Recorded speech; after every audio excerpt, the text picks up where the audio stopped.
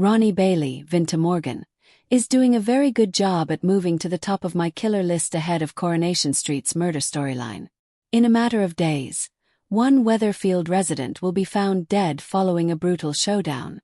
At the moment, all we know is that the body will belong to either Carl Webster, Jonathan Howard, Maggie Driscoll, Pauline McLynn, Jody Ramsey, Olivia Francis Brown, Theo Silverton, James Cartwright, or Megan Walsh, Beth Nixon.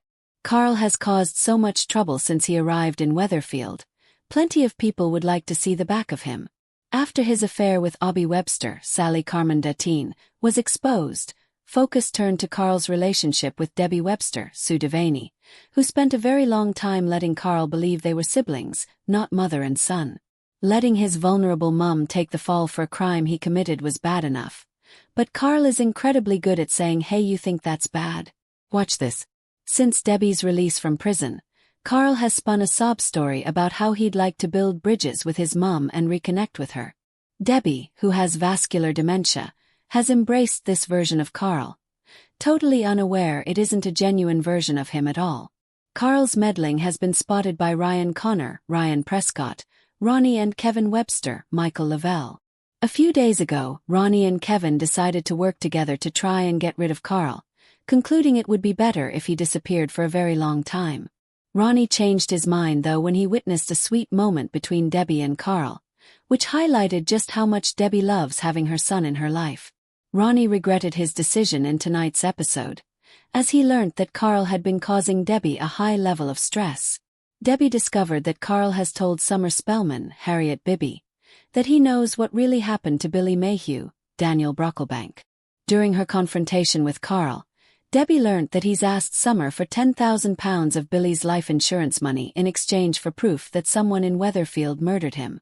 Debbie was utterly disgusted at Carl's behavior and screamed at him to leave the flat. Moments later, Ryan realized that Debbie was having another one of her episodes. He updated Ronnie, who quietly told Carl in the pub to leave Weatherfield because he's speeding up Debbie's decline. Ronnie warned Carl and said that if he doesn't go, he'll make him. The smug look on Carl's face during this conversation suggested he has absolutely no intention of doing as Ronnie asked.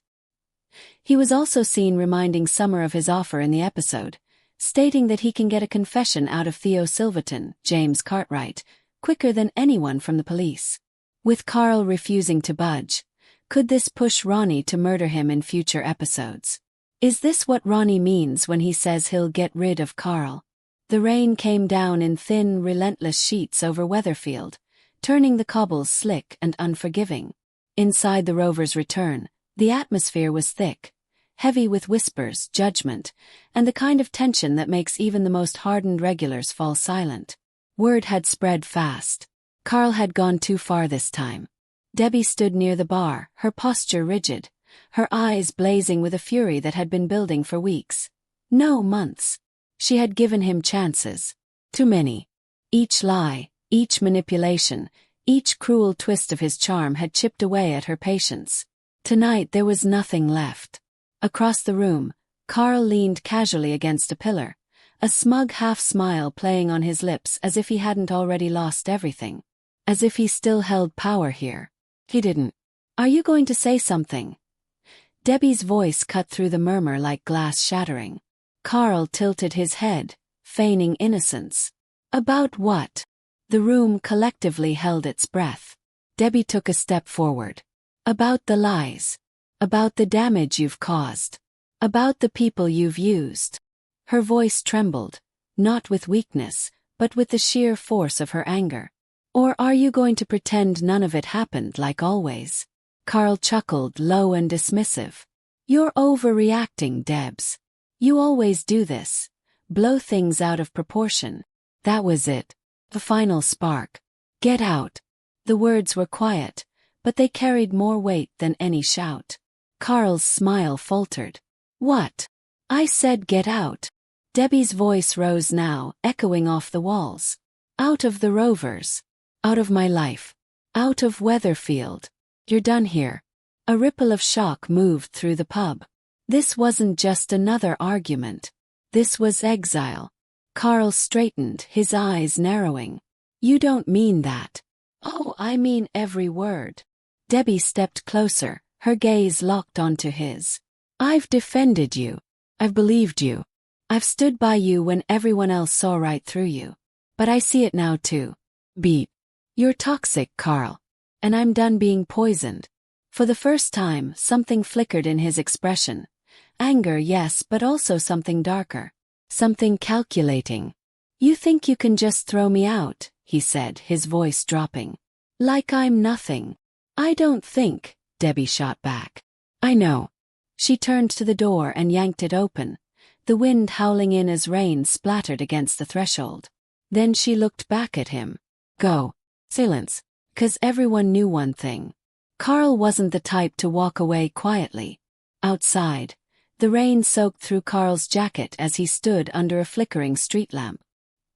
His expression had hardened completely now, the charm stripped away to reveal something far more dangerous.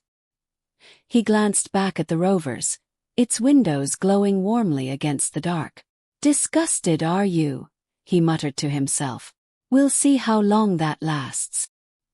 He reached into his pocket and pulled out his phone, scrolling through contacts before stopping on one name. A slow, sinister smile spread across his face. If they think they've seen the worst of me, he said softly, they're in for a shock. He hit call. The line rang once. Then a voice answered. Carl's eyes gleamed. Yeah, he said, turning away from the pub and stepping deeper into the shadows. It's time. Back inside, Debbie tried to focus on the normality she had fought so hard to reclaim. Pouring drinks, wiping the bar, smiling at customers. But her hands trembled just slightly. She knew Carl, knew how he operated. And she knew that look he'd given her before he left. This wasn't the end. It was the beginning of something worse. She glanced toward the door again, a chill running down her spine despite the warmth of the pub. Let him try, she whispered to herself, more defiant than convinced. Because Debbie had made her choice. She had cut him out. Exiled him for good. But in Weatherfield, the past has a way of creeping back in. And Carl was already planning his return. And this time, he wasn't coming back alone. Thanks for watching. Don't forget to like, comment, and subscribe to Crownacy.